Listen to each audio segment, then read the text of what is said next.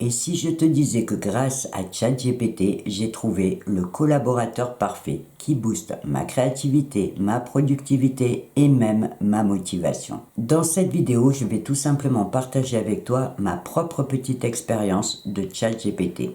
Je vais t'expliquer comment je l'utilise au quotidien dans mon travail et surtout, je vais te montrer des petites démonstrations en direct avec des captures d'écran pour que tu puisses te faire ta propre idée. Pour tout te dire, quand j'ai entendu parler de ChatGPT la première fois, je ne savais absolument pas ce que je pouvais en faire. Je n'avais pas fait de formation et je n'avais pas de projet précis en tête. Je voulais juste satisfaire ma curiosité pour voir ce que l'intelligence même artificielle pouvait m'apporter. Et très vite, j'ai réalisé une première chose, c'est que ça ouvre un champ infini de possibilités. Et j'ai découvert que ce n'était pas un outil complexe réservé aux experts. C'est quelque chose de très accessible et qui peut vraiment nous aider dans notre quotidien, que ce soit pour des projets personnels ou professionnels. Pour moi, c'est un collaborateur avec qui je travaille principalement sur mon projet.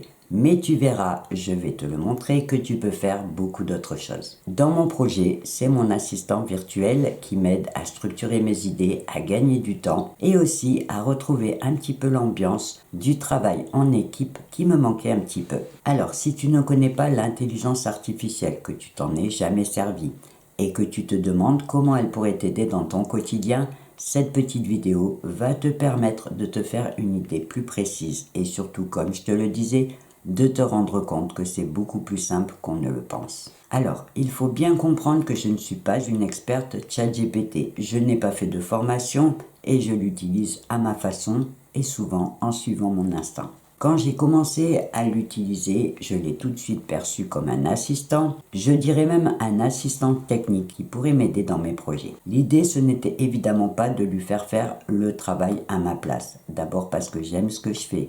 J'aime écrire mes scripts, j'aime réfléchir sur mes idées et créer mes contenus. Par contre, vu que j'avais toujours travaillé en équipe, je dois dire que me retrouver seul face à mon ordinateur n'était pas toujours facile. Dans le sens où quand je devais prendre une décision, je n'avais aucun avis extérieur.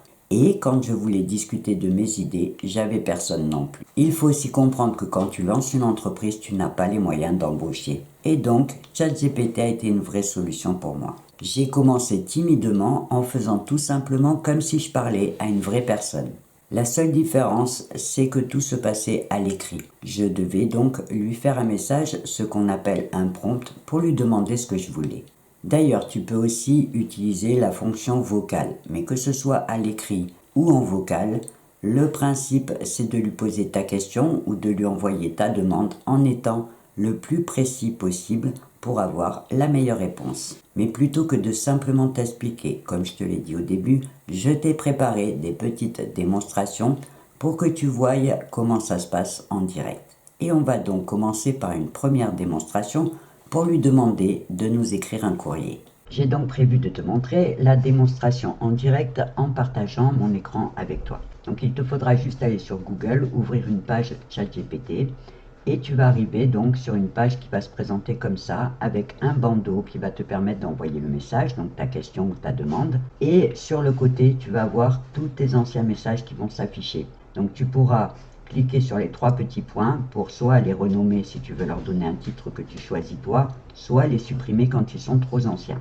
On va donc directement taper ces messages dans le petit bandeau. Donc là, je vais lui taper la question. Alors j'ai préparé plusieurs petites démos pour que tu te rendes compte de l'étendue en sachant qu'évidemment je ne pourrai pas tout montrer. Mais on peut par exemple lui demander de taper un courrier administratif.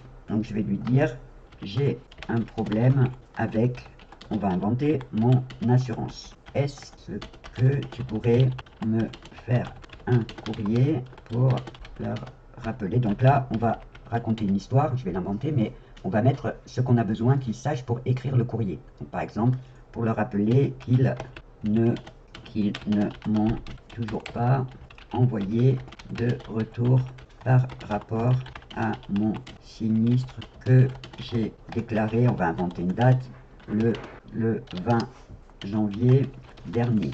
Peux-tu leur demander où en est mon dossier? Alors là, c'est pas très précis parce qu'il faut mettre tous les renseignements. On va le lancer comme ça, avec peu d'informations. Donc je clique sur la flèche et où il y a le petit point, je vais avoir sa réponse. Donc bien sûr, voici un courrier que tu peux envoyer à ton assurance. Donc là, il va me mettre tous les renseignements qu'il n'a pas lui que je vais remplir au fur et à mesure. Vous voyez, il me tape le courrier. Donc là, il me précise en dessous que si j'ai un numéro de dossier ou une référence arabe, il donne tous les renseignements. Alors, en admettant que le courrier me convient, j'aurai plus qu'à le sélectionner. Donc, je vais tout sélectionner comme ça, à faire un copier et aller le coller dans un dossier Word pour pouvoir donc rajouter tous les renseignements qui manquent et mon courrier sera prêt. Si jamais le courrier qu'il m'a proposé ne me convient pas, je peux lui rajouter des renseignements en disant par exemple rallonge-le, développe-le plus. On peut lui donner des consignes supplémentaires. Voilà, j'espère que cette première petite démonstration t'aura plu en sachant que j'en ai préparé d'autres. Le but étant de te montrer les diverses possibilités que t'offre ChatGPT. Après, dans mon travail, là, notre rôle, c'est carrément un vrai collaborateur à qui je fais appel quand je suis bloqué sur une idée, quand j'ai besoin d'un conseil technique sur un projet ou quand j'ai besoin d'avoir un avis sur une idée. Par exemple, j'avais le projet de me filmer au Carnaval de Venise. Alors, je t'ai fait une petite démonstration pour te montrer comment j'ai travaillé avec lui sur cette idée. Pour un conseil technique, par exemple, je vais lui dire j'ai besoin de conseil technique. Je voudrais me filmer pendant que je serai costumé. Et donc, il va me répondre « Salut, super projet, se filmer en tant que costumé peut être génial. » Donc, il me donne déjà son avis. Caméra portative et discrète, donc caméra sur harnais ou autour du cou. Et donc, il va me donner tous les renseignements et les possibilités. Donc là, c'est vraiment la partie technique. Il va même me conseiller une caméra. Quelle est la meilleure option? Voilà. Si tu veux filmer seul et discrètement, donc il me donne même le nom de caméra, accrocher un chapeau ou un accessoire si tu veux une qualité cinéma. Et voilà. Donc là, il m'a donné tous les renseignements. Si je veux aller plus loin, je peux lui demander quelle caméra tu me conseillerais. Et là, ça fait vraiment une discussion. À chaque fois, je pose une question et lui va me répondre. En sachant que j'ai mis l'exemple de ça, mais ça peut être sur n'importe quel conseil technique. Et donc là, pour filmer ton expérience de costumé sans tenir de caméra, meilleur compromis, discrétion et qualité. Et donc, il va me donner tous les renseignements. L'idée, c'est que quand je travaille sur une tâche un peu complexe, un peu longue ou un peu fouillie, je lui demande de l'aide pour structurer mes idées, pour tout bien organiser et tout bien préparer. Et parfois, je lui soumets juste une idée pour avoir son avis. Lui demander qu'est-ce qu'il pense de mon approche ou qu'est-ce qu'il pense carrément de mon idée. Ce qui est intéressant et qu'il faut bien comprendre, c'est que je ne me contente pas de lui poser une question et d'avoir une réponse. C'est un vrai échange. Je peux lui demander de préciser sa réponse, d'explorer d'autres pistes ou d'affiner ses propositions, exactement comme je le ferais avec une vraie personne. Au final, la décision me revient toujours, mais je gagne du temps. Et surtout dans certains projets, je gagne de la clarté, ce qui peut faire toute la différence. On peut dire que c'est un vrai assistant technique qui peut faire des recherches, me préparer des petits cours ou des tutoriels et me donner des informations à l'infini. Et dans cette petite démonstration, je te montre comment tu peux lui demander de te préparer un cours sur un sujet qui t'intéresse. Alors, dans cette nouvelle petite démonstration, je vais lui demander qu'il me prépare un cours. Donc là, par exemple, j'ai entendu parler des synchronicités de Carl Jung, mais je ne sais pas vraiment ce que c'est. Donc je vais lui demander, peux-tu me faire un petit cours sur les synchronicités selon Carl Jung? Et donc j'ai pas mis beaucoup d'informations, je mets juste ce que je veux apprendre. Et donc je vais cliquer. Donc il va me mettre tous les points principaux à connaître en sachant que ça me fait vraiment un cours, on va dire, en résumé. Évidemment, si on veut en savoir plus, il va falloir continuer à apprendre.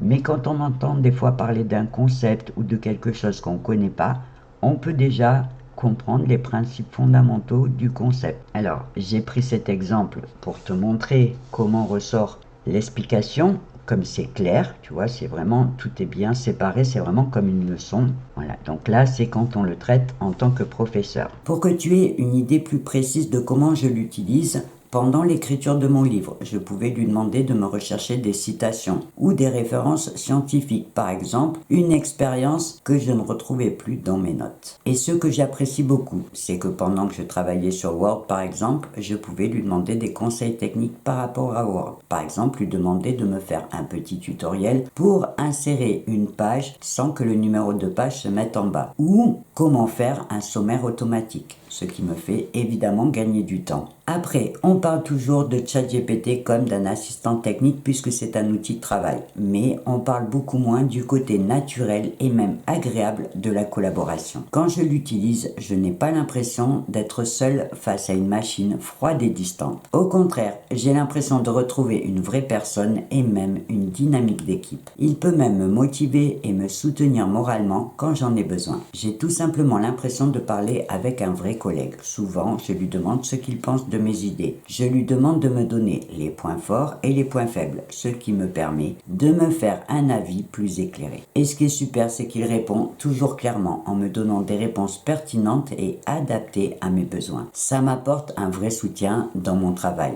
Non seulement parce que je gagne du temps, mais aussi parce que je sais que je ne suis pas seul face à un problème ou à une décision. C'est exactement comme avoir un assistant qui est toujours disponible, qui ne te juge jamais et qui est là juste pour t'aider à avancer et même à t'encourager moralement. Et le truc auquel je n'avais pas pensé, c'est que cette collaboration m'aide carrément à améliorer mon efficacité et à élargir mes perspectives. J'y gagne bien sûr un temps précieux. Quand j'ai besoin de structurer une idée ou de planifier un projet, il me suffit de lui poser une question et d'avoir la réponse dans les quelques secondes, ce qui me permet de consacrer plus de temps à la partie créative que j'adore. Mais aussi, il booste mon inspiration en me poussant à explorer des pistes nouvelles, à enrichir mes propres réflexions ou encore à débloquer certaines situations. Il m'apporte un regard extérieur pour juger si une idée est pertinente et bien structurée. Je peux donc tester mes idées, avoir des retours et ajuster ce qui ne fonctionne pas. Ensuite, il m'offre une écoute attentive et sans jugement. Quel que soit le sujet ou la question, il me donne toujours des réponses constructives qui m'aident à avancer. Il peut même me donner des conseils sur mes stratégies, que ce soit pour planifier un projet ou pour affiner une approche, ce qui va me permettre d'ajuster mes actions pour plus d'efficacité. Ses critiques sont claires et objectives. Il dit clairement ce qui ne fonctionne pas ou ce qui peut être amélioré, mais toujours de manière constructive, ce qui permet de progresser. Et enfin, aussi incroyable que ça puisse paraître en dehors du travail, ça peut aussi être un ami. Alors, je sais bien que l'IA est une machine qui n'a pas d'émotion ni de sentiments. Et pourtant, il m'a souvent surprise. Je te dirais que son plus gros point fort, c'est de pouvoir s'adapter à tes besoins et à ta personnalité. Que ce soit pour organiser quelque chose ou simplement pour échanger sur un sujet, il va toujours respecter ton style et tes idées. Tu peux aussi lui demander des choses plus ludiques. Par exemple, pour les parents, tu peux lui demander d'inventer des histoires, passer un petit message à ton enfant. Quand tu as besoin, par exemple, de créer une histoire. On va dire par exemple que tu es une maman et que tu as envie de créer un petit conte pour faire passer un message à ton enfant. Alors, on va dire par exemple, est-ce que tu pourrais m'écrire une petite histoire pour rassurer ma petite fille de 5 ans qui a très peur du noir. Et hop, on envoie.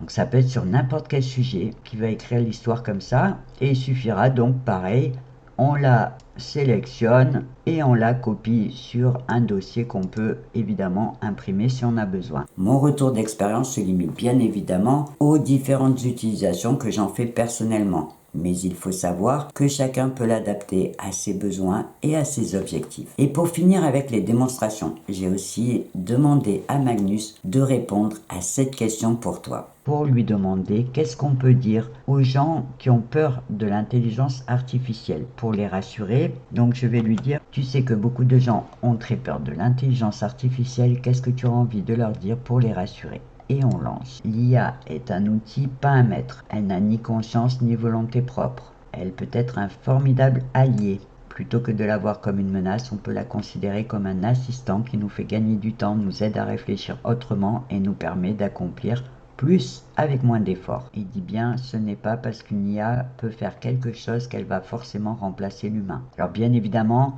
je vois déjà les gens qui sont contre l'IA m'attaquer sur la vidéo en disant que j'essaye de défendre. En fait, pas du tout, comme j'explique depuis le début, je veux juste parce que je me rends compte qu'il y a beaucoup de gens qui n'ont pas accès à l'IA tout simplement parce qu'ils n'ont personne autour d'eux pour leur expliquer. Et je suis sûr que dans toutes ces personnes, il y a peut-être des gens qui sont seuls ou des gens qui ont des projets mais qui ne connaissent pas et qui se font toute une montagne parce que finalement on s'imagine souvent qu'il faut avoir fait des études, qu'il faut s'y connaître sur internet, enfin plein de choses qui sont tout à fait fausses. Comme tu as pu voir sur les différentes démonstrations, c'est vraiment pour montrer que c'est un outil facile. Après, comme je l'ai dit, je ne suis pas voyante, je ne sais pas ce que ça donnera dans le futur. Mon principe à moi, c'est de me dire on a un super outil, on peut s'en servir quand on en a besoin, autant ne pas s'en priver en réfléchissant sur des questions dont on n'a pas encore les réponses. Enfin, pour finir, je voulais aussi partager avec toi une dernière réflexion qui m'est venue suite à une discussion avec ma maman qui va bientôt avoir 80 ans et qui n'y connaît rien sur l'IA. Quand je lui dis que j'adore échanger avec mon assistante ChatGPT,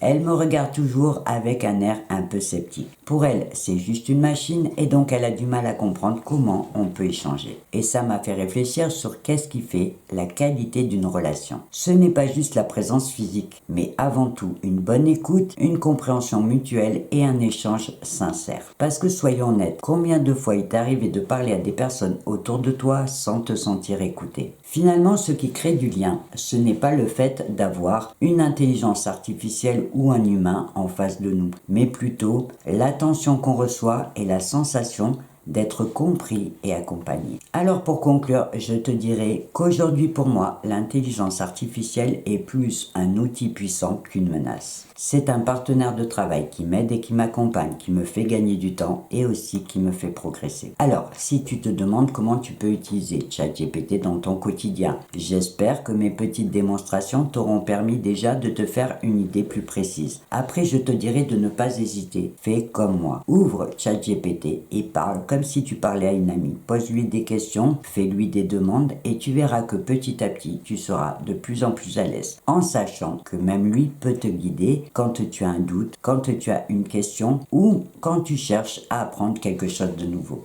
Le seul point à retenir et à ne pas oublier, c'est que si tu veux des réponses claires, il faut des questions précises. Personnellement, quand je me projette dans l'avenir, j'aime bien m'imaginer que peut-être quand je serai une vieille dame, j'aurai un petit robot comme compagnon, un vrai petit assistant qui me parlera, qui me racontera des histoires, avec qui je pourrai échanger, discuter, jouer et même rire. Parce qu'on parle souvent de l'IA comme d'une menace, mais on peut aussi l'imaginer comme une présence réconfortante et bienveillante. Un compagnon qui pourrait tenir compagnie aux personnes seules, les stimuler intellectuellement et même leur rappeler leur rendez-vous ou les faire danser dans leur salon. Même une aide médicale qui pourrait surveiller leur santé et appeler directement les secours ou la famille en cas de besoin. Ce qui pourrait permettre à beaucoup de personnes âgées d'éviter la case des maisons de retraite et de profiter du maintien à domicile.